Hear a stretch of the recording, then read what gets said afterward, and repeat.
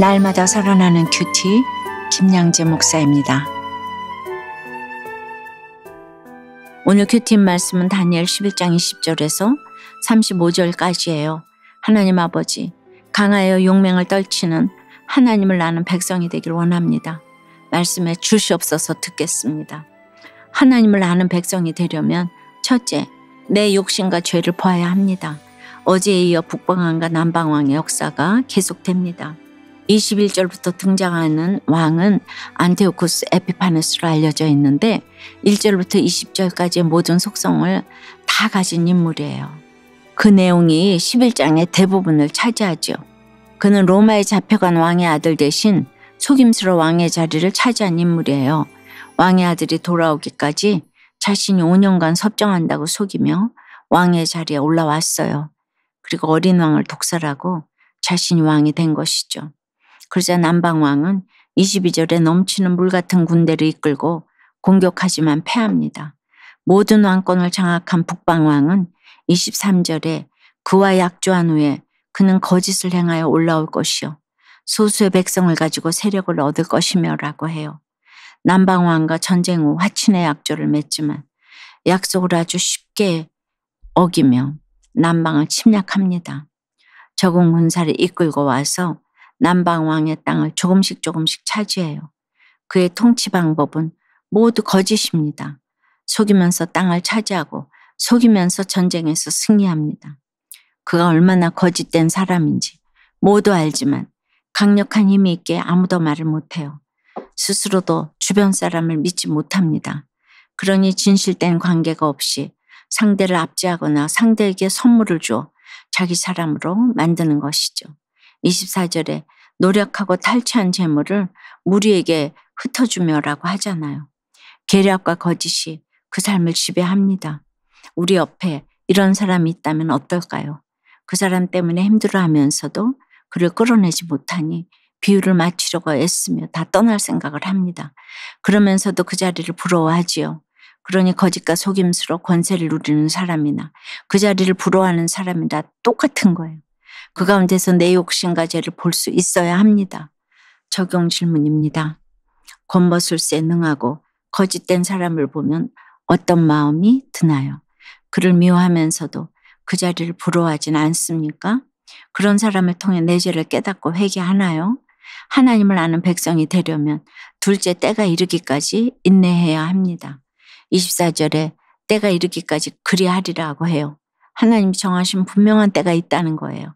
인류의 역사 배후에는 때를 정해놓으신 하나님이 계시고 그 모든 거짓은 영원한 왕이신 하나님의 때에 다 드러나 심판을 받게 됩니다. 그런데 아직 하나님이 정하신 때가 이르지 아니하니 전쟁과 화해가 반복됩니다. 27절에 이 두 왕이 마음에 서로 해하고자 하여 한 밥상에 앉았을 때에 거짓말을 할 것이라. 이 일이 형통하지 못하리니 이는 아직 때가 이르지 아니하였으므로 그 일이 이루어지지 아니할 것임이라고 해요. 한 밥상에 앉아서도 거짓말을 합니다. 한 밥상에 앉은 사람이 원수네요. 저도 시집살이 하며 한 밥상에 앉아 밥을 먹었지만 늘 이것을 어떻게 벗어날까? 내 삶이 왜 이럴까만 생각했던 것 같아요. 나 자신만 생각하는 마음이 바로 남을 해하려는 마음입니다. 두 왕도 밥을 먹으면서 자기만 생각했겠죠. 어떻게 해야 나에게 유익할까? 어떻게 해야 이길까? 나는 죄였고 착하고 억울한데 복수는 어떻게 해야 할까? 머리를 굴렸을 거예요. 이렇듯 여전히 나만 생각한다면 아직 때가 이르지 않은 것입니다. 그러니 북방왕은 또 거짓으로 언약을 거스릅니다. 약속을 깨고 다시 공격한 것이죠. 아무리 각서를 쓰고 수없이 약속해도 내 유익을 위해서 그것을 쉽게 깨뜨리는 것이 우리의 모습입니다. 그런데 이번에는 기뜸에서 로마의 군대를 만나 침공에 실패하죠. 낙심하고 돌아가며 분노한 북방왕이 결국 어떻게 하나요? 31절에 보니 성소를 더럽혔다고 해요. 결국 약속을 밥 먹듯 어긴 북방왕이 마지막에 하는 짓이라곤 성소를 더럽히는 짓이에요. 이처럼 악한 우리의 본성이 향하는 그 끝은 하나님을 멸시하고 배반하는 일뿐입니다. 그런데요, 제가 고된 시집살이를 통해서 얼마나 이기적이고 거짓된 죄인인지 깨닫고 회개하니 밥을 먹을 때도 잠을 잘 때도 상대방의 구원을 생각하게 되더라고요. 내 생명을 내놓으면서까지 남편이 구원받기를 기도하고 병원이 심지어 망하게 해서라도 남편을 구원해 달라고 기도했습니다. 남편이 외식을 하자고 해서 외식 준비를 했다가 갑자기 밥을 집에서 먹자고 하면 밥 준비 안 했는데 하고 따질 법도 하지만 남편의 구원을 생각하며 네 대답하고 굴비를 굽고 밥을 준비했어요. 오직 상대방의 구원을 생각할 때 때가 이르는 것입니다. 여러분은 어떠세요? 상대방과 밥을 같이 먹을 때 무슨 생각, 어떤 대화를 하나요? 내가 구원을 생각하며 하나님의 때까지 기다려야 할 일은 무엇인가요? 임원, 승진, 탈락과 실직의 고난으로 주님의 말씀을 들으니 욕심과 정욕으로 죽을 자신을 구원하신 주께 감사하다는 한 성도님의 큐티인 묵상 간증이에요. 초등학교 3학년 때 아버지가 돌아가신 뒤로 저는 호르몬이가 상심하지 않도록 공부에만 전념했어요. 성인이 되자 대기업에 입사한 뒤로 성공으로 상삼고 섬기며 술과 음란으로 하나님의 성전인 제 몸을 더럽혔어요. 결혼한 뒤에도 새벽까지 술 마시며 매일 밤 아내와 다투 아이들을 불안하게 했지요. 하지만 회사에서는 인정받고자 밤새 술을 마셔도 누구보다 먼저 출근하고 여자 문제로 구설에 오를까 봐 노래방 도우미도 매번 바꿔서 상대했어요. 그러던 어느 날 저는 임원 승진에서 탈락하고 실직까지 하게 되었습니다. 그동안 내 의지와 노력으로 안 되는 일이 없다고 자부하며 살아왔기에 저는 한계 상황에 부딪혔지요. 그러나 저를 긍휼히 여기신 하나님은 저희 가족을 큐티하는 공동체로 인도해 주셨어요. 그곳에서 말씀으로 양육을 받으며 지난날 세상과 타협하며 권력에 순응하며 살았던 저의 죄를 회개했답니다. 하나님은 욕심과 정욕으로 죽을 뻔한 저를 구원해 주시고 제게 교회 소그룹 리더의 직분을 허락하셨지요.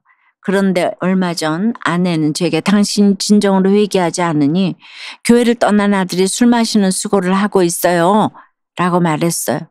말씀을 가볍게 여기고 술 마신 채 귀가하는 모습만 아들에게 보여준 결과이기에 아무 말도 못했죠.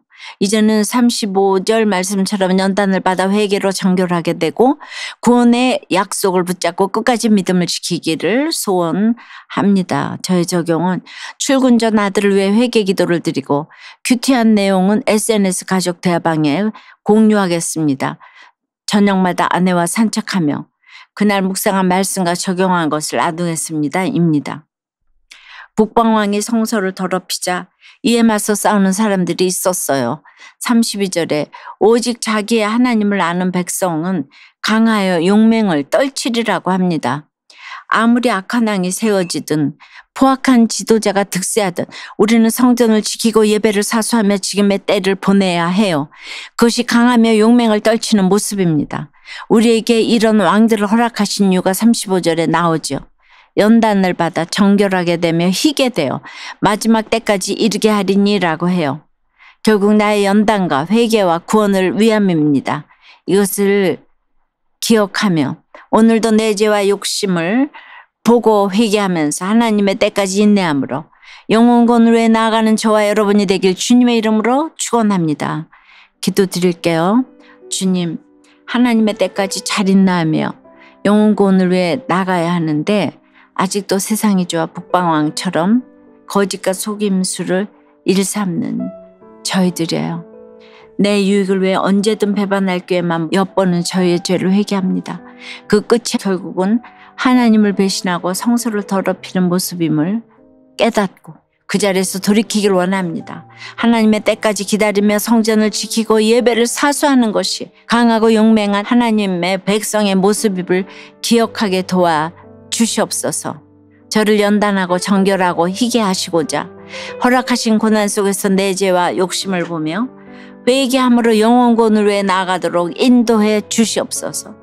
예수 그리스도 이름으로 기도드리옵나이다. 아멘. 지금까지 우리들 교회 김양재 목사님이었습니다. 큐티에 도움받기 원하시는 분들은 QTM 홈페이지 qtm.or.kr 또는 유튜브에서 QTM을 검색하시면 도움받을 수 있습니다. 자세한 문의사항은 지역번호 031-705-5600 5360번으로 문의하시기 바랍니다.